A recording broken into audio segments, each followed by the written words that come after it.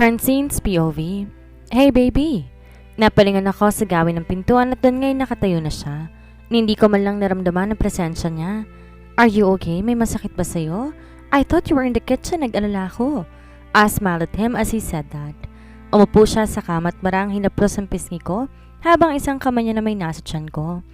I can't believe that there's a baby inside your tummy, he said then smiled.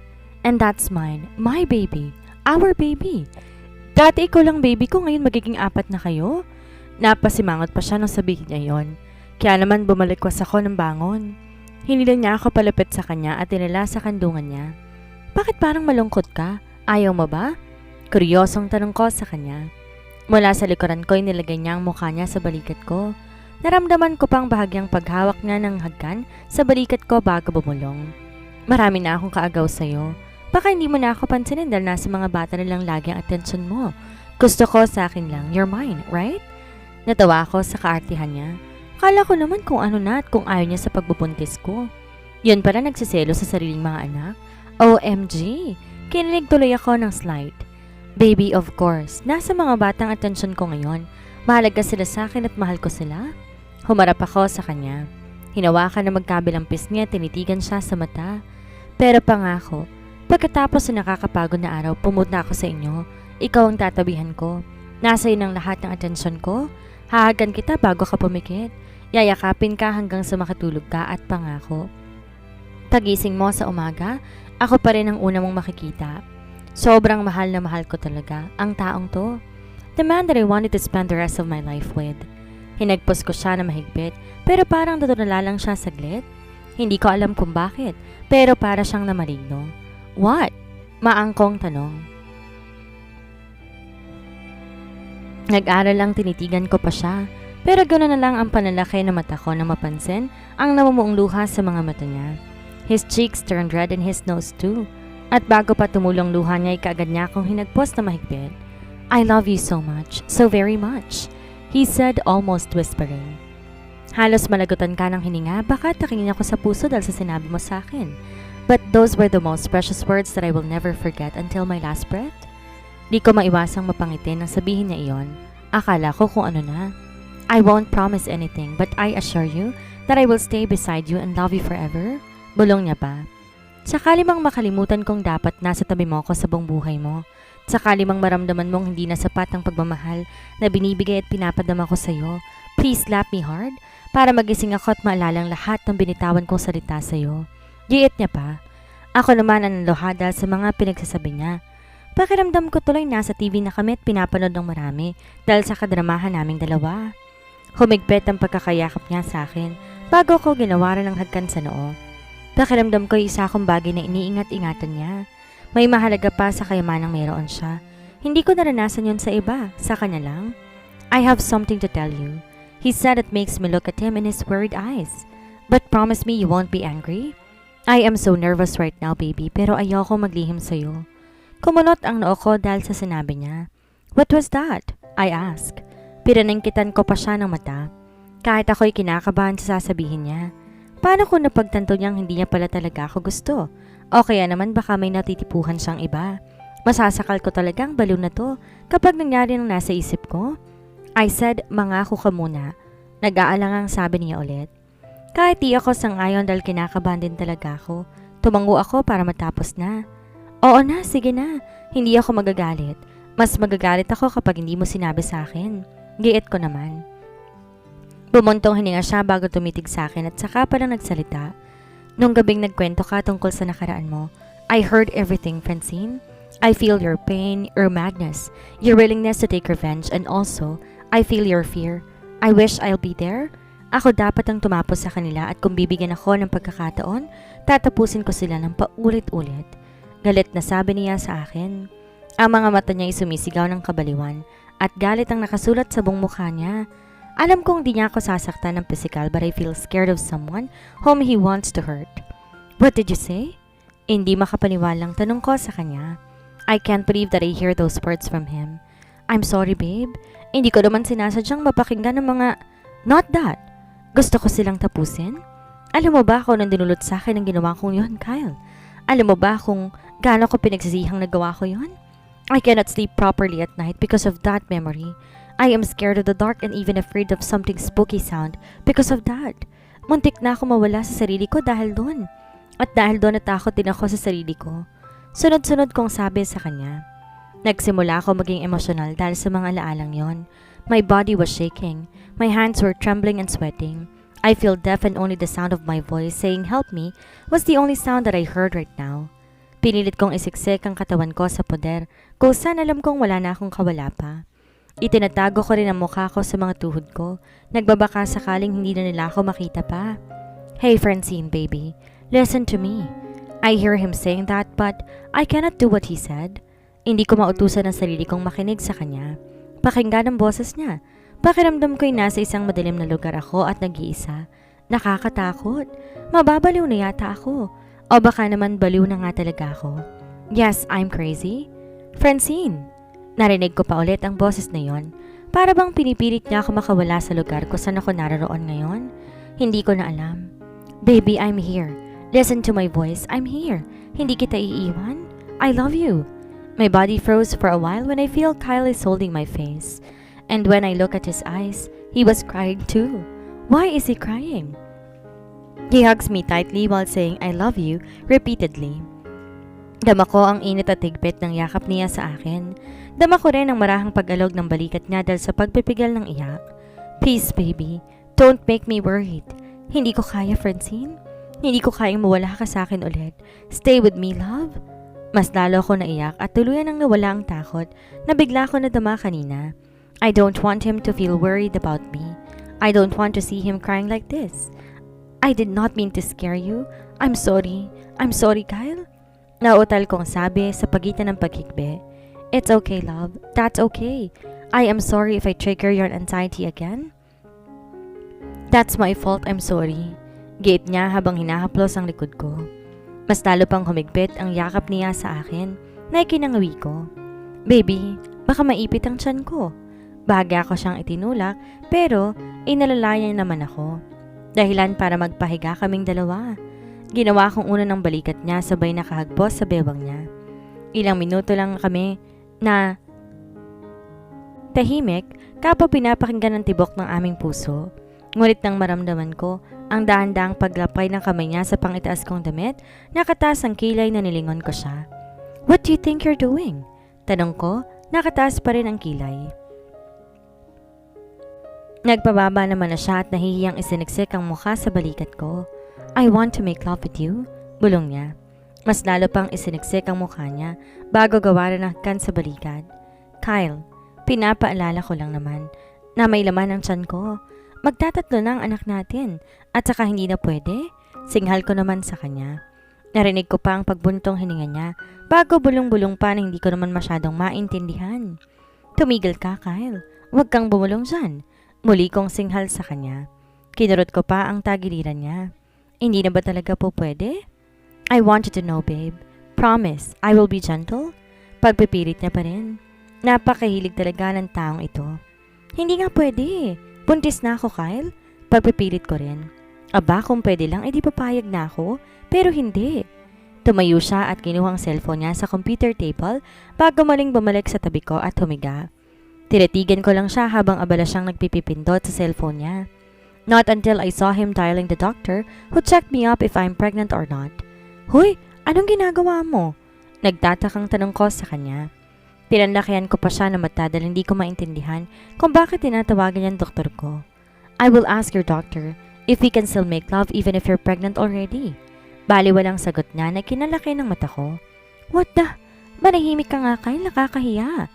Sinubukan kong agawin ang cellphone niya pero tumayo siya at lumayo sa akin. Puisit? Huwag sanang sumagot si doktora dahil peste, nakakaya si Kyle. Nakatitig siya sa akin na nakangiti habang hinihintay na sumagot si doktora at nang sumagot ay lumawak ang ngiti niya. Ni-loudspeaker niya pa talaga para marinig ko. OMG! Doc, sorry to disturb but I have to ask something. Pinanlisikan ko siya ng mata pero di tumatalab sa kanya. Bala ko rin sanang agawin ng cellphone sa kanya pero muli siyang lumayo. That's okay, what's that? Sagot ni doktora sa kabilang linya. Naitakip ko ang palad sa mukha ko dahil sa kahiyang nadarama ko. Napakasarya talaga ni Kyle kahit kailan. Pwede ba rin ba kami magsana ni Francine kahit na meron ng baby doon sa loob ng tiyan niya? Nagtalokbong na ako ng kumot dahil doon. OMG, sinabi pa talagang pangalan ko. Ito na yatang pinaka-nakakayang pangyayari sa buhay ko. And thanks to Kyle lang dahil sa kanya, naramdaman kong kahihiyang to. Peste? Of course, but be careful. Huwag masyadong bilisan at baka mapagod si Mrs. Dahan-dahanin lang, okay? Dinig kong sagot ni Doktora. Kahit hindi ko siya nakikita at alam kong tinutukso niya kami, base na rin sa tono ng boses niya. Nagpasalamat si Kyle dahil doon, hanggang naramdaman ko na lang na lumabi na siya sa akin. Pilit niyang tinatanggal ang kumot na nakabalot sa akin para makita ko. At na magtagumpay siya, ang ngiti-ngiti niyang mukha ang bumungad kaagad sa akin. Do you hear that, baby? Pwede raw. Shall we start now? Promise, I'll be gentle. Sa kabilang banda. Di nagtagal, sinimulan na nga ni Kyle na makuha ko. Di na rin ako tumutol sa kanyang ginagawa. At makalipas sa ilang sandali, sabay na naming naabot ang sukdulan. I love you. Bulong niya sabay yakap sa akin nang mahigpit. Hinagkan niya rin ang pisngi ko pababa sa balikat ko. Marahan ko namang sinuklay ang buhok niya gamit ang kamay ko. Nakaupo pa rin ako sa kanya at magkahinang pa rin ang katawan naming dalawa. Mahal ko rin siya. Mahal na mahal. But I'm too tired to say those words right now. Mas gusto ko na lang matulog. I'm tired. Sambit ko bago ihilig ang mukha ko sa balikat niya. Marahan niya ring hinaplos ang buhok ko at ang likod ko. Take a rest for a while. Pabulong niyang sabi at dahan-dahan na akong hiniga sa kama. Kumuha rin siya ng panibagong undies ko at siya na rin ang nagsuot nun sa akin. But he did not put clothes on me. Talagang pang ibaba at pang itaas lang. You forgot to put my clothes on. Halos pabulong kong sabi sa kanya. Nagsuot lang siya ng boxer at tinayaang wala siyang damit na bumalik sa tabi ko. I want more. Pabulong ding sabi niya habang nakalagay ang mukha sa balikat ko. Narinig ko pang mahinang buntong hininga niya. Ang hilig mo talaga? Sagot ko naman. Naramdaman ko ang pangiti niya mula sa balikat ko. Humigpit din ang pagkakahagpos niya mula sa bewang ko. May plano ka na ba para sa kasal natin? Maya-may tanong niya na nangunot ng noo ko. What do you mean? Bumalik ko siya paharap sa akin. Nakatuod ang siko niya mula sa ulanan ko at nakadukwang sa akin. Kitang-kita ko ang gwapo niyang mukha at masuyong nakatingin sa akin. Baby, di ba sinabi ko na sa'yo, dati na pakakasalan kita kahit sang simbahan pa yan? Don't tell me na nakalimutan mo na kaagad iyon. Sunod-sunod niyang tanong. Alam ko at natatandaan ko na ilang beses niya akong tinanong dito tungkol sa kasal.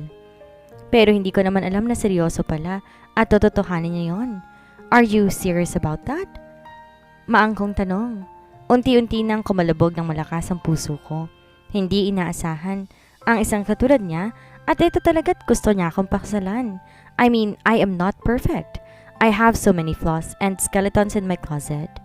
I don't know if I can be a good wife. Kung babagay ba ako sa kanya at karapat-dapat akong pakasalan? Yes. Kailan ba ako nagbiro? Naging mariin pa ang pagtitig niya sa akin. Don't tell me ayaw mo akong pakasalan.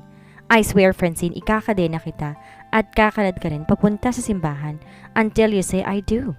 Medyo napapalakas sa sabi ni Kyle. Napangiti naman ako ng dahil doon. Hindi ako natatakot o nakaramdaman lamang ng kahit konting kaba sa pagbabanta niya. Hindi niya talaga ako mapapaniwala na seryoso pala siya. Hinagkan ko ang labi niya at niyakap ko rin siya na mahigpit bago bumulong. Pakasal na tayo ngayon kung di ka na maaawat pa. Okay lang sa akin kahit ano basta't ikaw ang groom na makikita ko. I told him pero ang pesting Kyle, muli na namang tinanggal ang pang itaas ko at dahan-dahang ibinaba ang pang ibaba ko. Let us honeymoon first before we get married.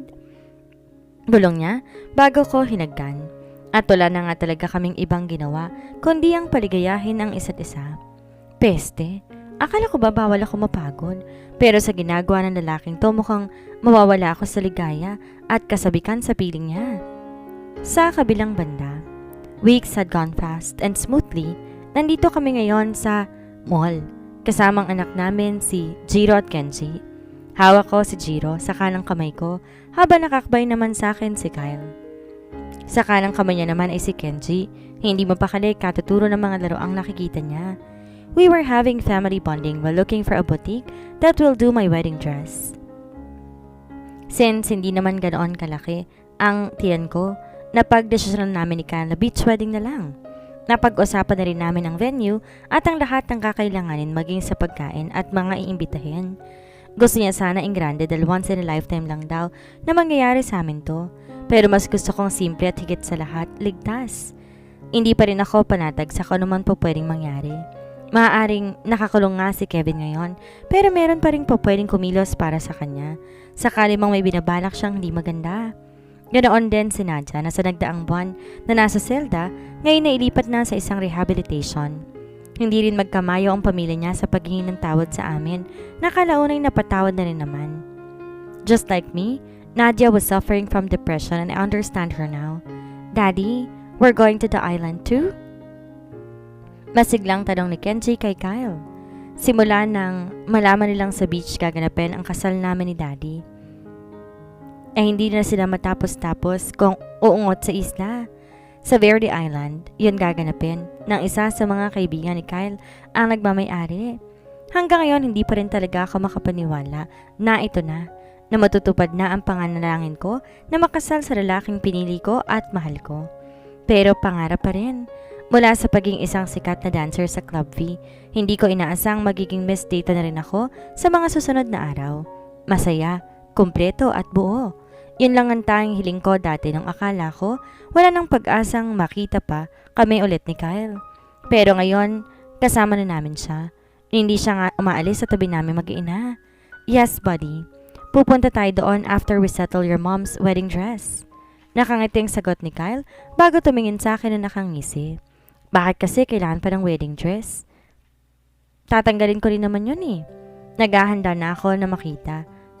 Nawala kang saplot kaysa bihisan ka, babe. Bulong pa niya sa akin. Kinurot ko naman ang tagiliran niya. Gusto mong nakadering ako habang naglalakad papalapit sa'yo at pinagtitingin na ng maraming tao? Inirapan ko pa siya at pinagtaasan ng kilay. May ikinasal ba naman kasi na hindi nakasuot ng wedding dress at walang saplot? Siya kaya ang magtanggal sa araw ng kasal namin. Oh no! Your body is mine and for my eyes only? Malalagot sa akin ang lahat ng titingin sa'yo. Aniya naman. Tumalim ang mga mata niya. Nawari mo'y nang aamok ng away. Kyle has an anger management issue. Nagaling siyang mang-asar at inisen ng mga kaibigan niya. Pero kapag siyang inasar, mabilis na pipikon. Pero pagdating sa akin, hindi siya umuubra. Dahil sa aming dalawa, ako ang batas. Kaya't subukan niya lang talagang painitin ang dugo ko. Baka mga-knockout talaga siya. That is why we're here. Para sa wedding dress ko. Bale, walang sagot ko naman bago tumuloy sa isang store ko saan may mga nakadisplay na gowns and wedding dress akong nakita. Mukhang maliit sa labas pero na makatuloy kami sa loob. Nagulat ako sa lawak at linis ng loob. Dalawa lang din ang staff na kaagad nang bumati sa akin. Tinanong nila kami kung ano ang ganap namin sa loob at nagulat ako sa lawak at sa linis noon. Dalawa lang din ang staff. Pinakita nila sa akin ang mga designs na nagawa nila at bago pang magpang-design na hindi pa nila nailalabas. I admit, maganda talagang high class sa mga produkto nila but one thing caught my attention. I like this. Daig ko pang batang binigyan ng candy dahil sa tuwa ng boses ko. Tinuro ko yun at kaagad na kinalabit pa si Kyle. Baby, that's too sexy. Kurot ang noo at napasapo sa mukhang sambit naman ni Kyle. Parang hindi siya sang-ayon sa itinuro ko sa kanya. Masyadong hantad ang legs mo dyan. Pati balikat makikita. And that were backless. No, I don't want you to wear that one. Mariing sabi niya. Hindi naman ikaw magsusuot, Kyle. Kaya hindi ko kailangan ng kaartihan mo. Inirapan ko nga siya. Sa ito nga kasi ang gusto ko. Ano ba naman ang pakialam niya? It was an off-shoulder wedding dress na kulay puti pero light blong laylay na para bang ruffles. And yes, backless pang maituturing dahil halos buong likod ay nakalabas. Sa harap naman hanggang kalahati lang ng hita ang haba, pero pagdating sa likuran mahaba siya. Kung tutuusin matatakpan din naman ng bahagya ang likuran kapag nakasuot na ng belo. Isa pa, may light blue feathers din siya sa balikat na lalo pang nagpapaganda at agaw atensyon sa kanya. Are you sure you want that one? Kurot noong tanong pa ni Kyle sa akin. Nalitaan ko naman siya at tinanguan bilang sagot. Okay then, let's buy kahit ayaw ko. Pero dahil mahal kita at yan ang gusto mo, bibilin ko para sa'yo. I want you to be happy, always. But promise me one thing. Mas lalong lumawak ang ngiti ko nang dahil sa sinabi niya. Hinawakan niya pa ang kamay ko at baring tumitig sa akin para sa sasabihin niya pa. What? Kuryosong tanong ko. Ako lang ang titingnan mo at ngingitian sa araw ng kasal natin. And after we sealed our marriage with a kiss, dediretso na tayo sa kwarto. Nagmamaktol niyang sabi. Natawa naman ako, lalo na nga't dahil doon, ano bang pinaglalaban ng taong to? Ano ba ang gusto niyang mangyari? Masyado talaga siyang possessive at hindi na nagbabago. But I like him for being possessive dahil pakiramdam ko ipagdadamot niya ako kahit na kanino. Don't worry baby, ikaw lang titingnan ko. Ikaw lang ingitian ko. Ikaw lang ang sasayawan ko at paliligayahin ko hanggang pareho ng kulubot ang balat natin. I love you. Nakangiti ang sagot ko naman sa kanya. Ginawaran niya rin ako ng hagkan sa labi bago sinabi na mahal din kita na talaga nga namang nakapagpabilis ng tibok ng puso ko. Ang sweet niyo naman po ma'am and sir, bagay na bagay po kayo. Ang kukit din po ng mga anak ninyo. Nakangising singit naman sa amin ng staff ng butik. Kilig na kilig pa siya na parang may love team siyang pinapanood sa harapan niya. We are not just bagay lang, we are meant to be. Sagot naman ni Kyle na nakapagpakilig din sa akin. Sa sobrang kilig ko para na ako manganganak. OMG, pakiisihin naman at baka hindi ako makapagpigil. Kahit buntis ako'y baka ako na mismo magaya sa kanya ngayon sa kama. Sa kabilang banda, makaraan na isang linggo, naayos na namin ang papel patungkol sa gaganaping kasal namin ni Kyle. Naipamahagi na rin namin ng mga invitations at ayos na rin ang listahan ng mga ninang at abay, lahat ng bubuo sa kasal namin. Hanggang ngayon, hindi pa rin ako makapaniwala na dati, inaasam-asam ko nang nasulyapan ako ni Kyle at ngitian. O kaya naman, kausapin lang. Hanggang sa naging fubo niya na ako na sa panaginip, hindi ko akalaing mangyayari sa akin. Tapos ngayon, eto, ilang araw na lang mag-iisang dibdib na kami, magsasama habang buhay, magmamahalan, susuportahan ng isa't isa. Sa hirap man o sa ginhawa, napangiti naman ako at masayang tinanaw ang mag-aama ko na nagkukulitan sa dalampasigan. Narito kami ngayon sa Verde Island kung saan gaganapin ang kasal namin sa Makalawa. Ang kaibigan ni Kyle na si Cipriano ang siyang may-ari nito kaya naman nakakuha ng discount ang makapal na lalaki. Nakakatuwa silang pagmasdan ano? Napalingon ako sa katabi kong si Aiza na may malawak na ngiti rin habang pinapanood sina Jiro at Kenji na ngayon tinatabunan na ng buhangin si Edison. And yes, they are here too. Narito na rin ang mga magulang ko pati na rin ang mga magulang ni Kyle. Oo nga, halos pabulong kong sagot. Hindi ko inaasahang mangyayari pa rin sa akin to, Aiza. Giit ko pa habang nakatanaw pa rin sa apat na lalaking nagpapasaya sa akin. Sino bang mag-aakala na may comeback is real kayong dalawa ni Papa Kyle? Kahit ako, Francine, hindi ko naisip na darating ang panahon na to. Panahong masaya ka at buo na. Nakaramdam ako ng pinong kurot sa puso nang sabihin na iyon.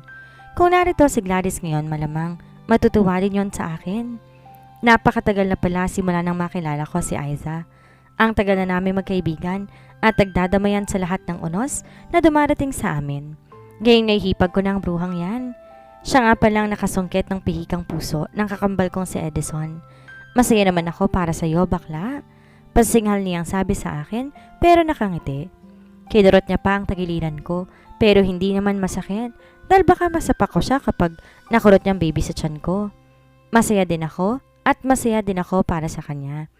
Tuluyan na ako naging emosyonal dahil sa kadramahan naming dalawa ni Aiza. Masaya ako nahanap natin ang mga forever natin. In fairness sa kakambal mo, bakla, bawat bira talagang napapatiri ako ng bongga. Hindi talaga ako nagsisisi na siya ang napangasawa ko. Imagine, gwapo, macho, mayaman, mabait tapos may jumbo pa. As in, diretso hanggang matres ko. Tay, ewan ko na lang talaga kung di ako mabuntis nito. Lalo na ngayong inaaraw-araw ko na talaga siya. Pareho kaming natawanan dahil sa mga kalokohan ng bruha.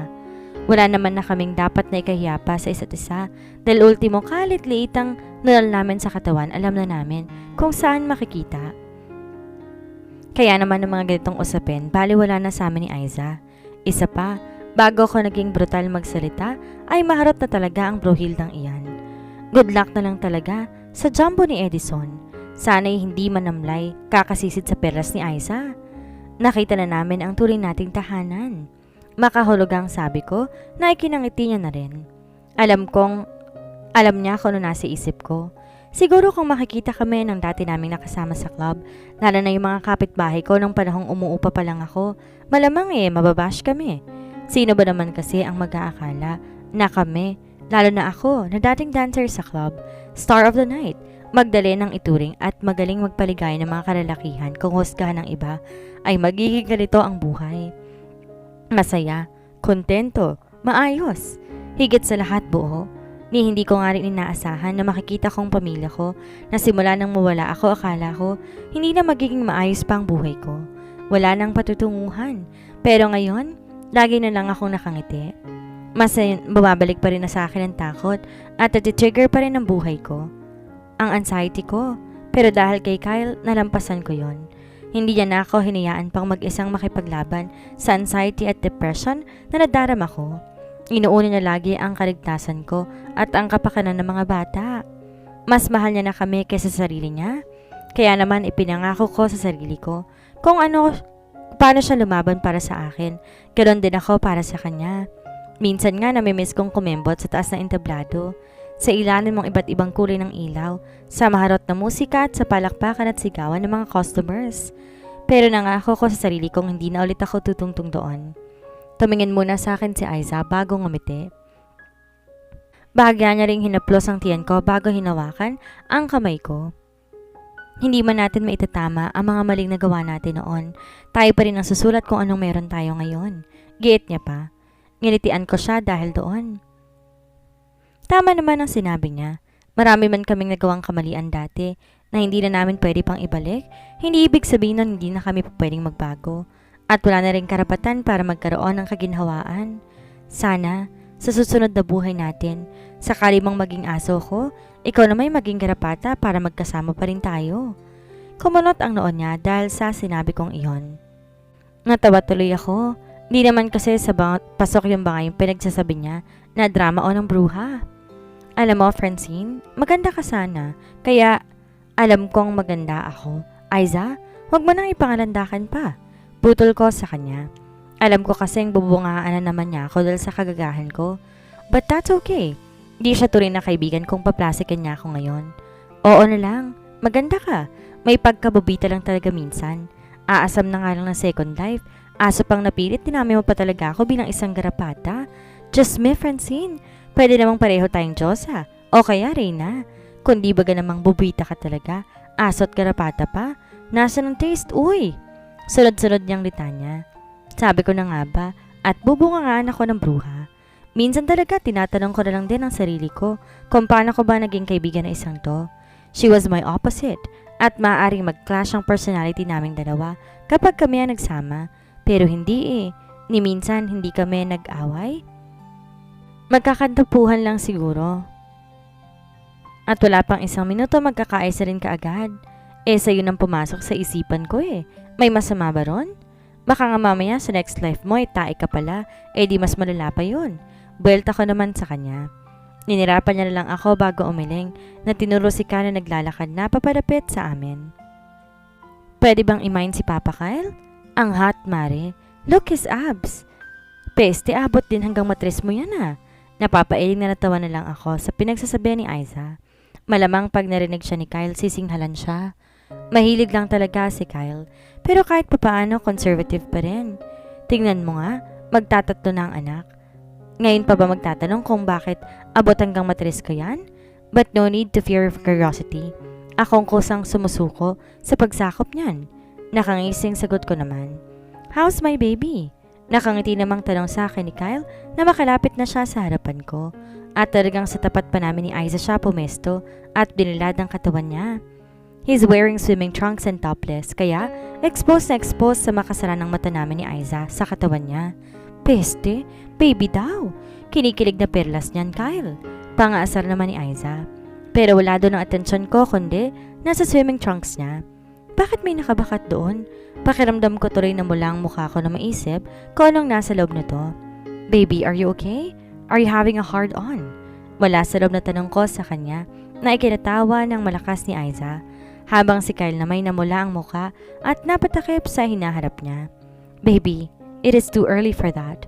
You're making me feel embarrassed. Pakiramdam ko tingin mo sa akin handang makipagsalo. Nahihiyang sagot ni Kyle bago tumabi sa kinihigan kong Cleopatra. It's just, I cleared my throat and moved over so I can whisper to his ears. Bakat na bakat si Junjun, love. I bet he's saluting inside your swimming trunks. Hoy, exit na muna ako, baka mag-live show pa kayo sa tabi ko, nakakaya naman sa akin. Singit ni Aiza. Nailing na tabango naman kami ni Kyle na iniwan din ako dito ngayon. Are you hungry? Do you want to eat? Maya-may tanong niya sa akin at tinapos din ang tiyan ko habang isa niyang kamay nakapatong sa tuhod ko. Pwede bang ikaw na lang? OMG Kyle, you look so hot now. Wala pa rin sa loob kong sagot sa kanya. Dumakwang siya sa akin at ginawaran ako ng hagkan bago nagsalita. Let us save that for our honeymoon. Sisiguraduhin kong mapapasigaw ka sa gagawin ko. Sa kabilang banda, we spent our day in the wide blue sea. We eat, we laugh, we even built a sandcastle, and most of all, we had our family bonding. Kung pwede nga lang na hindi matapos ang ganitong senaryo sa buhay ko, araw-araw kong hihilingin. Gagawin kong lahat, makita lang kasiyahan at tingkad na mga ngiti nila sa kani-kanilang labi. Are you happy? Kyle asked me as I was looking at the kitchen that I wanted to buy. Mahilig kasi ako mangolekta ng produktong meron sa lugar na pinupuntahan ko o kaya napuntahan na. Ngayon itong keychain na gusto kong bilhin para meron akong remembrance sa islang to. Yes, I am. Thank you for bringing us here, baby. Thank you for making me the happiest woman in the world. Sagot ko sabay hagkan sa labi niya. Nilagay niya naman ang braso niya sa bewang ko bago ko ginantihan ng hagkan sa labi.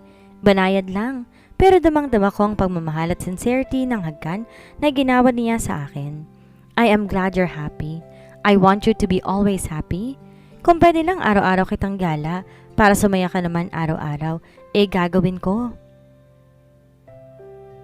Aniya pa na nakapagpangiti sa akin. Alam ko walang pakialam ang mga taong naririto din ngayon na bumili ng souvenirs. Sa ko namang nakikita at naririnig nila sa amin ni Kyle. Pero hindi ko pa rin maiwasa makaramdam ng ilang dahil sa kakasuhan niya. Di naman sa kinakaya ko siya or kung ano pa man. Kaya lang halatang halata naman sa akin na kilig na ako. At doon ako nahihiya sa reaksyon ko mismo. Hindi ko man kailangan gawin ang ganang bagay, makasama lang kita, makita kita at ang kaligtasan mo, ay masaya na ako. Sagot ko naman. Dahan-dahan kong tinanggalan na nakapulupot niyang braso sa bewang ko at umikot paharap sa estante ng mga souvenirs. Tingin mo, alin ang maganda sa mga to? Tanong ko sa kanya habang papalit-palit ng keychain na hinahawakan at tinitingnan. Ikaw, bulong niya naman na ikinalingon ko. Nakangisi lang siya at umaaktong parang wala siyang sinabi. Pulero? Inisbiran ko nga siya at muling tinalikuran. Kumuha ako ng 3 keychain na may iba't ibang disenyo, kulay at klase. Kumuha rin ako ng scarf at t-shirt na may nakaprint na larawan ng Verde Island bago nagtungo na sa kahera. 350 pesos po lahat, ma'am. Nakangiting sad ang kahera sa akin. Hinanap kong wallet sa loob ng bag ko sa sobrang dami ng laman, hindi ko na alam kung nasaan. Sandali lang, miss, ha? Naiilang nasambit ko naman. Nasa na ba kasi yung pasting wallet ko eh? Here, singit ni Kyle. Keep the change. His voice deep and husky. His tattoo on his wrist and the way he said here and keep the change reminds me of the scene when I first met him in the fast food chain at the airport after 5 years that we did not see each other. Nakatitig ako sa kanya hanggang mapatingin siya sa akin. Kumunot pa ang kilay niya at bahagyang nag-alala. Something wrong? Tanong niya. Nahimigan ko ang pag-alala at pagtataka sa boses niya. Wala naman, may naalala lang ako. Sagot ko at hilila na siya paalis ng shop. Inalalayan niya ako sa paglalakad hanggang sa makarating kami sa isang mini restaurant na may photo booth. Anong naaalala mo? Maya-maya itanong niya. Akala ko na wala na sa isip niya pero eto at nagtanong ulit. Kurot pa rin ang noon niya ngunit hindi na nag-aalala kundi nagtataka na lang. Remember when I saw you in the fast food chain sa airport? Balik tanong ko. Bahagya siyang tumingala at umakto nag-iisip. Which one? Sa dinami-rami na nangyayari sa akin. Hindi ko na alam kung anong tinutukoy mo. Sagot na naman na ikinairap ko. Ang lagay ko lang palang nakakaalala nun habang ako'y super nervyos at sigurado na. Kabado nung araw na yon at baka nakita niya ako o kaya'y namukaan. Heto siya at wala pang maalala. Buisit? When I was at the airport, Kenji and I went to the fast food chain. I bought him some food, and when I'm about to pay at the counter, I can't find my wallet. Napagkukwento ko sa kanya.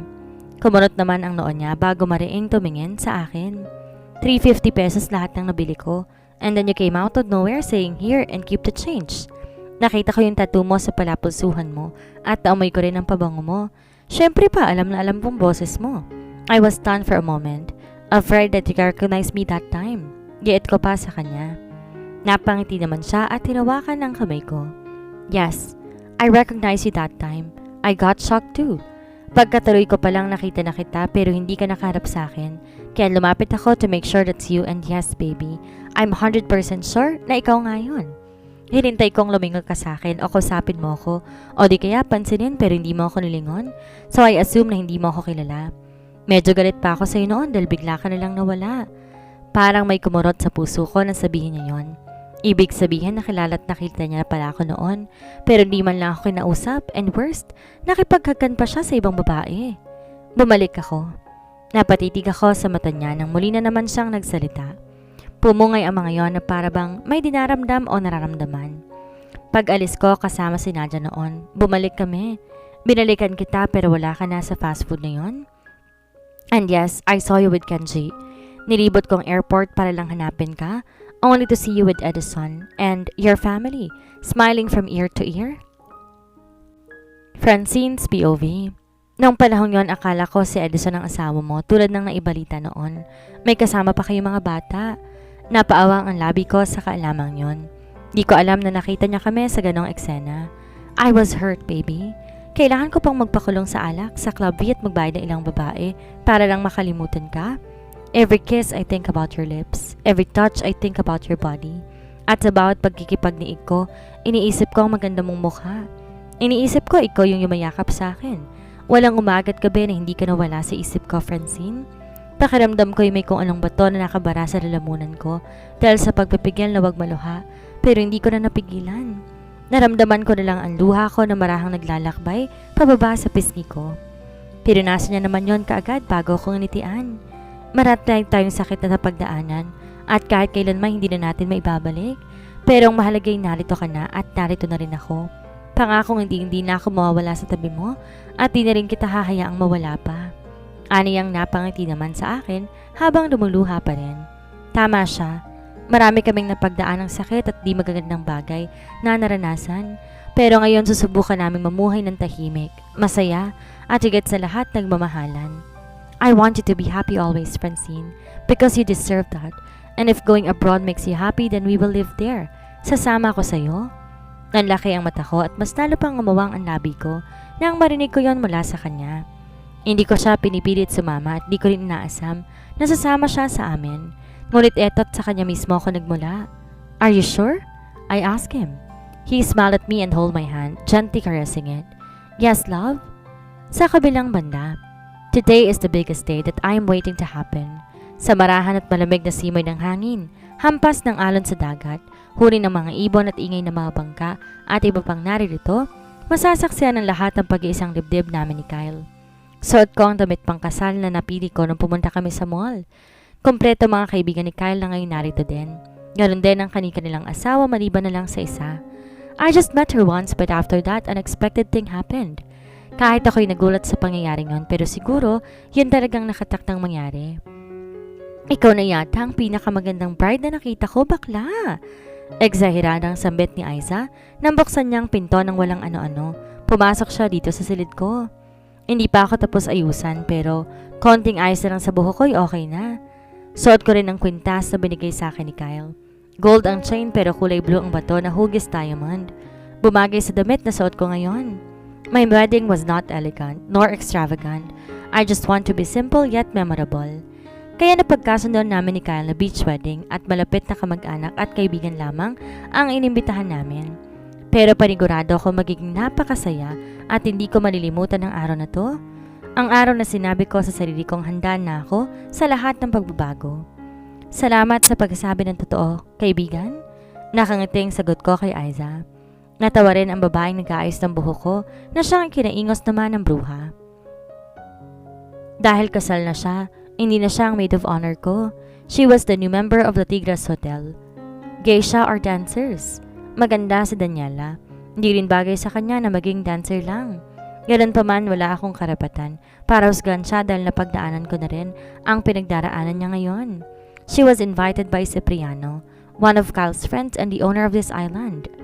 Pero pera, biro bakla ha, ang ganda mo talaga, muling sambit ni Aiza. But this time, mas sincere na ang bruha. Napangiti naman ako. Masaya ako at umabot tayo sa punto ng buhay mo na ganito. Masaya, katanggap-tanggap, higit sa lahat minamahal. Deserve mo talaga ang lahat ng to, Francine. Maluhalo ang git niya pa. Kahit ako'y nagiging emosyonal sa mga pinagsasabi ng bruhang ito, pero pinigilan ko na lamang. Nilitian ko siya dahil alam ko na talagang masaya siya para sa akin. Salamat, Hipag. Salamat sa lahat-lahat. Ikaw ang unang taong dapat na makatanggap ng pasasalamat ko. Dahil kung hindi dahil sa iyo, baka napariwara na ako at hindi na mangyayari pa sa akin ng ganito. Lahat ng sinabi ko kay Aiza ay totoo. Siya ang unang taong kumupkop sa akin. Di siya nagdalawang isip patuloy na ako sa bahay niya, bihisan at pakainin. Tinuruan niya ako sa lahat at higit sa lahat, hindi pinabayaan. Nang matapos akong ayusan, nagpasya na kaming lumabas. Dama ko ang lamig at init ng isla na naghahalo na sumalubong sa amin. Napakarami rin ang tao nang ilibot ko ang paningin sa kapaligiran. Lahat nakatingin sa akin na may paghanga at pagpupuri. Nakakataba ng puso na ganitong sasalubong sa akin. Nang pumainan lang ang musika, dahan-dahan na ako naglakad papunta sa harapan. Maraming pula, puti, asul, dilaw na talulot ng rosas ang nagkalat sa dinaraanan ko. And as I walked down the aisle, I only have one man in my mind. He was standing there sa dulo kung saan hinihintay ako. Hinahangin ang buhok niya. Nakasuot ng Hawaiian shorts at puting polo na nakabukas ang 3 butones. He looked so handsome and fresh. He was smiling from ear to ear but his eyes seemed twinkling from tears. My soon-to-be husband, Kyle Dayton. Nang malapit na ako sa kanya, napangiti ako kahit na unti-unti, naluluha ako. He mouthed me, I love you with all his heart. Pakiramdam ko isa siyang emoji na may puso sa mata. Charot! Take care of my daughter. Pabalong na sabi ni Daddy kay Kyle at binigay na ng tuluyan ang kamay ko sa kanya. Tinapik niya rin ang balikat ni Kyle bago naglakad at umupo na sa pwesto niya. I love you, baby. Bulong naman ni Kyle sa akin. Nakatitig siya sa mga mata ko bago ko pinasadahan ng tingin mula ulo hanggang paa. Doon pa kumunot ang kilay niya at napailing na lamang. He does not want my wedding dress, but who cares? Wala akong pakailam kung ayaw man niya sa damit ko. Ito ang gusto ko at wala itong pakailam sa mga nakatingin sa akin. I hate that dress, baby. They were staring at your legs and bare back, my goodness. They look tempted, baka mamaya pati ang pari maakit na sayo. Pabulong pa rin sabi niya, ngunit nakatitig lang sa mga mata ko. Naramdaman ko rin, pumapulupot ang braso niya sa bewang ko at hinila ko papalapit sa kanya. Para bang gusto niya akong itago muna mula sa mga mata na naririto rin ngayon. Narito tayong lahat upang saksihan ang pag-iisang dibdib ni na Francine, Irish at Kyle sa araw na to. Pag-uumpisa ng pari. Naramdaman kong napahugot ng malalim na hininga si Kyle, kaya naman napatingin ako sa kanya. Mukha siyang kinakabahan na hindi ko mawari. Meron bang tututol sa kasalang ito? Tanong pa ng pari. Tahimik lang at lahat walang nagsasalita. Father, faster. Ayoko may tumutol. Maya-maya isagot naman ni Kyle. Nagtawa na naman ang lahat ng dahil sa sinabi niya. Kahit ako'y natawa. Mukha siyang batang ayaw maagawan ng lollipop. Kung wala naman, tayo mag-umpisa na. Muling sambit ng pari. Kyle and Francine, here you come to enter into the marriage with coercion, freely and wholeheartedly. Are you prepared as you follow the path of marriage, to love and honor each other for as long as you both shall live? Are you prepared to accept children lovingly from God and to bring them up according to the law of Christian and His church? I have, Father. We both answered in chorus. Nagkatiginan din kami ni Kyle at gumiti sa isa't isa. Damang-dama ko ang pagmamahal sa bawat pagtitig niya. Ang lahat ng naranasan namin noon, baliwala. Kumpara sa nag-uumapaw na kasiyahan namin ngayon. Since it is your intention to enter into covenant of holy matrimony, join your right hands and declare your consent before God and His church. Muling sad sa amin ng pari. At dahil sa sinabi niyo ng pari, agad na tumilama kami ni Kyle. Nauna siyang nagsalita na talaga namang labis kong ikinasiya. Dahil ito na Ito na talaga ang pinaka-exciting part sa aming kwento. I, Kyle Dayton, take you, Francine Irish Curtis, to be my wife. I promise to be true to you in good times and in bad, in sickness and in health. I will love you and honor you all the days of my life. Hindi ko maiwasang maluha sa mga binitawan niyang salita. At sa bawat salitang iyon, dama ko ang pagmamahal at pangako niya na habang buhay kong panghahawakan. Pinunasan niyang luha sa mga mata ko at ganon din ako sa kanya. Pero bawat patak ng luha namin, kasiyahan ang isinisigaw. I, Francine Irish Curtis, take you, Kyle Dayton, to be my husband. I promise to be faithful to you in good times and in bad, in sickness and in health, to love and honor you all the days of my life. As smiled as I was saying that, he mouthed I love you too again na nakapagpakilig na naman sa akin. Hindi yata ako magsasawang marinig at makita sa kanya yon. Hinawakan na ni Kyle ang kamay ko at barang sinuot ang wedding ring namin sa palasingsingan ko. Francine, my baby, my love, receive this ring as a sign of my love and fidelity. Sa pagkakataong to, ako naman ang umusal sa kanya na mahal kita. Matapos niyang sabihin ng mga yon at isuot ang wedding ring sa akin. Kyle, my baby, of course my one and only love, receive this ring as a sign of my love and fidelity. Matapos kong maisuot ang wedding ring sa kanya, marahan niyang itinaas ang belo bago ko hinagka na masuyo at may pagmamahal. I will announce you as husband and wife. Nagpalakpakan ng lahat at nagsimula ng umingay ang kapaligiran. Hinagisan din kami ng mga bulaklak. Alam kong hindi sa kasal magtatapos ang kwento naming dalawa ni Kyle, kundi ang umpisa na siyang kailangan naming paghandaan at harapin na magkasama. Hawak ang bungkos ng bulaklak, tumalikod ako at inihagis iyon sa kadalahan. Ngunit gano'n na lamang ang tawa ko, lalo na't si Kyle at ang mga kaibigan niya ang bumagsak ang bulaklak sa mismong kandungan ni Steven. He was comfortably sitting beside his friend Brian and the rest of their gang. Sa dinami-rami ng babaeng narito ngayon, ay siya nang maswerteng nakasalo ng bulaklak. That was epic, bro. Ang lakas makabading. Tantsaw sa kanya ni Brian. Hi, Bebe Steven. Pwede ba kitang isayaw? Dagdag naman si Cipriano na nangunguna na rin sa kakatawa. Umiling lang naman si Steven at ipinakita ang gitnang daliri niya sa dalawa. Si Kyle naman ay naghanda na upang ihagis naman ang garter sa mga kalalakihang nasa harap. Bumaling pa ang mga baliw niyang kaibigan na tatlo bago inihagis ni Kyle ang garter. Ngunit nang maihagis niyon, sakto naman dumaan si Daniela na naghahanda na yatang umuwi. And to our surprise too, sumabit ang garter sa sling bag niya. What the fudge? Nanlalaki ang matang sigaw niya bago matalim na tumingin sa gawin ni Kyle. You did that on purpose. You! Hey, be sport! If I know, someone was feeling lucky now. Putol naman sa kanya ni Kyle.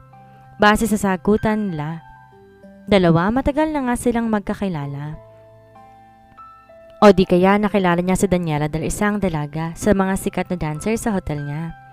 Habang inanunsyo ng MC ang dapat na gawin ng mga nakasalo ng bulaklak at garter, tsaka palang lumapit sa akin si Kyle. Kagad niyang pinulupot sa bewang ko ang braso niya at ginawaran ako ng hagkan sa labi. I love you. Ani ang nakapagpabilis sa tibok ng puso ko. I love you too. Sagot ko naman. Niyakap ko rin siya at inihiling ang mukha ko sa balikat niya. Thank you for making my dream wedding come true, baby. Bulong ko. Naramdaman kong bahagya pa siyang natigilan bago humugot ng malalim na buntong hininga. My heart keeps on beating so fast. You call me baby? Parang hindi pa rin ako sanay. Kinilig pa rin ako na parang Becky, baby. Tell me, is that okay? Pabulong ding sabi niya. Natawa naman ako dahil doon. Kung alam lang niyang ganoon din ang nadarama ko tuwing sinasabihan niya ako ng I love you. Baby, hindi ka Becky. And don't say that. Ilang beses ko bang sinabi sa'yo na napatunayan ko nang hindi ka bakla. Sayang naman yung jumbo mo sakali maging Becky ka, right? Inawakan ko ang nasa baba niya na ikinagulat niyang talaga. Naalala ko pang unang beses kong nahawakan na nasa ibaba niya. He was shocked back then and very angry to the point na gusto niya na akong sakalin sa inis. Baby, don't you ever do that again. Maraing sambit niya sa akin at bagyang pinalo ang pangupo ko. Natatawang nagpakarga naman ako sa kanya upang doon na kami sa silid namin maglambingan. But when we got there, ang akala kong mainit na sandali ay hindi na natupad. Pareho kaming nakatulog ng maaga dahil na rin siguro sa pagod. Sa kabilang banda, kinamagahan, nagising ako sa ingay na nagmumula sa labas ng kwarto. Hagik-hik ng mga bata at yabag na mga nagtatakbuhan ang narinig ko. Gustuhin ko man na matulog ulit, hindi ko nagawa. lalo lang at palakas pa ng palakas ang ingay. Tumayo na ako at nagtungo na kaagad sa banyo. Wala na si Kyle, pero ang bakas ng inihigaan niya ay nasa upuan pa ng tignan ko yon kanina. Siguro ay kababangon niya lamang. Hindi naman lang kami nag-honeymoon kagabi. Naghilamos lang ako, nag-toothbrush, bago nagsuot ng roba. Nang sa tingin ko ay ayos naman ako at komportable, lumabas na rin ako ng silid. Ngunit gano'n na lang ang ngiti ko na makitang magkaama ko na nakasalampak lamang sa lapag sa sala. Masaya silang tinitingnan ang larawan ng kasal namin. They were all smiling from ear to ear. "Good morning, boys." Agaw ko sa atensyon nilang tatlo na tumalab naman. Napatingin sila sa akin at sabay-sabay pang tumayo para maabot niya ang pisngi ko. Ganon din ang ginawa ni Kenji pagkalapit niya sa akin. "Are you two done?" Kulot ang noong tanong ni Kyle. Nang tumango ang kambal, itinuro niya sa dalawa ang lapag kung saan naroon din ang photo album ng wedding namin. Nang bumalik naman ang kambal doon, ginawaran niya naman ako ng hagkan sa labi na ginantihan ko rin. "Good morning, baby." Halos pabalong ng sabi na naghahabol ng hininga. Hindi tayo nakapag-honeymoon kagabi, but I promise na mag-honeymoon tayo pag kinuha ng dalawang makulit na yon. Tinuro niya pa sa akin ang kambal na kinailing ko na lamang. "Anong ginagawa niyo kanina? Bakit ang iingay ninyo?" Sunod-sunod ko namang tanong sa kanya. Naghahabol rin yung dalawa kanina. Maaga silang inihati dito ni Aiza para daw ma-enjoy natin ang honeymoon natin. Lukot ang kilay at naiinis niya pang sagot. "So, baka na pala ng bruhang yon ang nangyayari ngayon." Malamang tiniruan niya pang dalawang bata para lang sa kagagahan niya. "Come on, let's join them." Aniya bago hinila pa palapit sa dalawa. Sumunod naman ako at nakangiting tumabi sa mga bata. "You look lovely in your wedding dress, Mom." Puri sa akin ni Jiro habang nakatingin sa larawan ko. "No!" Magkapanabayang tanggi naman ni Kyle at Kenji. Nakakunot pa nga ang kilay. Inismiran ko naman silang dalawa dahil alam ko ayaw nila sa suot kong wedding dress. Magkaugali kasi ang dalawang yan eh. Mabuti pa si Jiro na appreciate ang kagandahan ko sa suot ko na wedding dress na napili ko. Pero sila mga kontrabida? "You show too much, Ken, Mom. There were lots of guests on your wedding day and they were all staring at your body." Gayet pa ni Kenji na mas lalong kumunot ang noo. "Akala mo naman talaga may ginawa akong krimen dahil doon." "Exactly my point." Gatong naman ni Kyle na kinairap ko pang talaga. Pero ano na nga ba ang magagawa nila? Kahit na umiyak pa sila ng dugo ngayon, wala na. Wala na silang magagawa pa dahil tapos na. Alam nyo kayong dalawang kontrabida sa kasiyahan ko. Ayaw nyo ba akong sumaya? Tanong ko sa kanilang dalawa.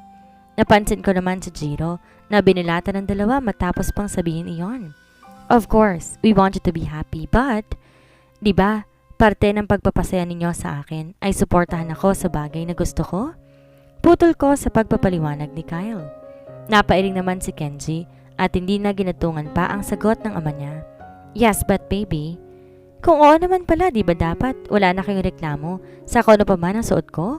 Anong gusto nyo, makita kong masaya o magalit sa inyong dalawa? Muli kong pinutol ang sasabihin sana ni Kyle. "No!" Magkapanabayang sagot nila na kinangisi ko naman. Madali naman pa silang kausap eh. Ang aarte lang kasi talaga. "But baby, ayaw lang namin na mabastos ka. Ayokong tinitingnan ka ng iba, lalo na ng mga kalalakihan na may kasabikan sa mga mata nila." Giit pa ni Kyle. Ayaw din talagang patalo. May punta naman siya roon, pero hindi pa rin yon sapat na dahilan para pagbawalan ako ng gusto kong suotin. Isa pa, isang beses ang mangyayari sa buhay ko ang ikasal at matupad ang dream wedding ko. Hindi pa nila ako pagbibigyan? Yun ang una at huling susuotin ko, ang wedding dress na yon. Ano bang pinuputok ng butsin niyong dalawa? Inirapan ko si Kenji at pinandilata naman na mata si Kyle. Wala naman silang nagawa kundi ang bumuntong hininga na lamang. In the end, ako pa rin ang nagwagi. Ilang oras pa kaming nakasalampak lang sa labas bago nagpa siyang lumabas para nga kumain na muna. Sa isang floating restaurant kami kumaing apat na kinatuwa naman ng kambal. They love this island at kahit narito pa rin kami ay naglalambing na sila at babalik daw kami rito. Kenji Juro. Maya-may basag ni Kyle habang kumakain kami. Kahit di niya nabanggit ang pangalan ko, napatingin din ako sa kanya. We're moving to America weeks from now. Inaayos ko na lang papeles nating apat at pagkatapos, babalik na tayo sa Amerika. Is that okay? Marahan niyang sabi. Nagkatingin na naman ang kambal. Nanlalaki ang mata at napaawang ang labi bago sabay na nagsalita. We love that. Napailing na lamang ako. Kambal nga sila.